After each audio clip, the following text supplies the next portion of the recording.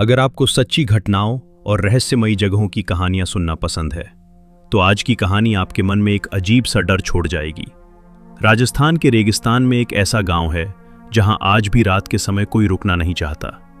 कहते हैं वहां 200 साल पहले जो हुआ, उसकी परछाइयां आज भी वहां भटकती हैं। ये कहानी है एक ऐसे शख्स की जिसने जिज्ञासा में उस वीरान जगह पर रात बिताने की गलती कर दी और सुबह तक वो वही इंसान नहीं रहा। राजस्थान के जैसलमेर के पास स्थित कुलधरा विलेज के बारे में लोग कहते हैं कि ये एक श्रापित गांव है। 1825 में यहाँ रहने वाले सैकड़ों लोग एक ही रात में गांव छोड़कर चले गए थे और जाते जाते उन्होंने इस जगह को श्राप दे दिया था कि यहाँ कभी कोई बस नहीं पाएगा।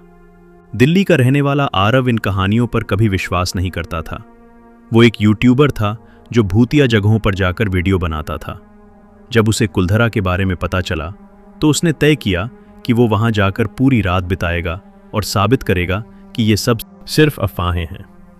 एक शाम वो कैमरा, टॉर्च और अपना बैग लेकर उस वीरान गांव में पहुंचा।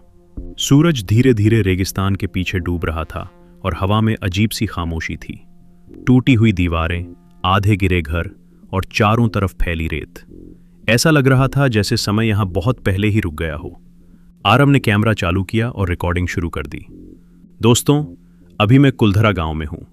लोग कहते हैं यहां रात को अजीब आवाजें आती हैं, लेकिन आज हम सच जानकर रहेंगे। जैसे जैसे अंधेरा गहराने लगा, हवा ठंडी और भारी होने लगी। रात करीब 11 बजे आरव एक पुराने टूटे मकान के अंदर बैठा था। अचानक उसे लगा जैसे बाहर किसी के पैरों की आवाज आ रही है, जैसे रेत पर कोई धीरे धीरे चल रहा हो। पहले तो उसने सोचा शायद कोई जानवर होगा, लेकिन आवाज साफ साफ इंसानी कदमों जैसी थी और अजीब बात यह थी कि हर कदम उसके करीब आ रहा था। आरव ने टॉर्च उठाई और बाहर रोशनी डाली, लेकिन वहां कोई नहीं था।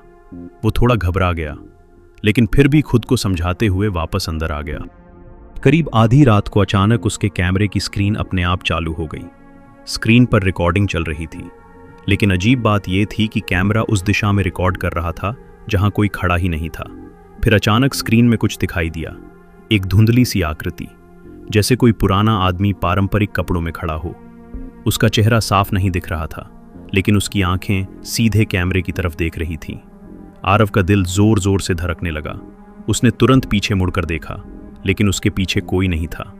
तभी उसके कान के बिल्कुल पास किसी ने बहुत धीमी आवाज में कहा, "ये हमारा गांव है।" आरव डर के मारे जम गया। उसकी सांसें तेज हो गईं।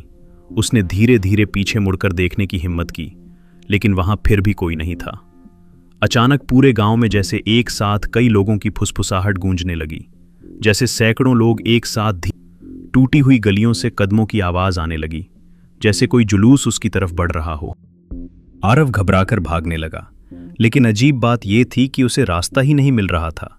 जितना वह भागता, उतना ही उसे वही टूटी हुई दीवारें और वही गलियां दिखती। तभी अचानक उसे सामने दूर एक रोशनी दिखाई दी, जैसे किसी घर में दीपक जल रहा हो। वो दौड़कर उस तरफ गया, लेकिन जैसे ही वो उस घर के अंदर पहुंचा, उसका खून जम गया। घर के अंदर दर्जनों लोग खड़े थे, लेकिन वे सब इंसान नहीं लग रहे थे। उनके चेहरे धुंधले थे, आंखें काली और खाली, और वे सब चुपचाप उसे घूर रहे थे। उनमें से एक बूढ़ा आदमी धीरे धीरे आगे बढ़ा और भारी आवाज में बोला, "तुम्हें यहां नहीं आना चाहिए था, अब तुम भी यही रहोगे।" अचानक सारे लोग उसकी तरफ बढ़ने लगे। आरव चीखते हुए भागा और फिर सब कुछ अंधेरा हो गया। अगली सुबह जब कुछ पर्यटक उस गांव में घूमने आए तो उन्हें रेत में पड़ा एक कैमरा मिला। कैमरा अभी भी रिकॉर्ड कर रहा था। वीडियो में आरव की भागते हुए चीखें सुनाई दे रही थीं और फिर लेकिन वीडियो के आखिरी फ्रेम में कुछ ऐसा दिखाई दिया जिससे सबकी रूह कांप गई। टूटी हुई दीवार के पास खड़ा एक धुंधला इंसानी साया जो सीधे कैमरे की तरफ देख रहा था, और उसके पीछे दर्जनों और परछाइयां खड़ी थीं।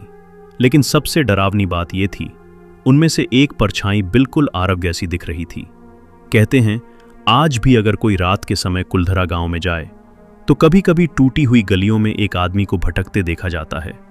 उसके हाथ में कैमरा होता है और वो बार बार एक ही बात कहता है, "मुझे यहां से बाहर निकलना।" यह है कि कुलधरा गांव से कोई भी बाहर नहीं निकल।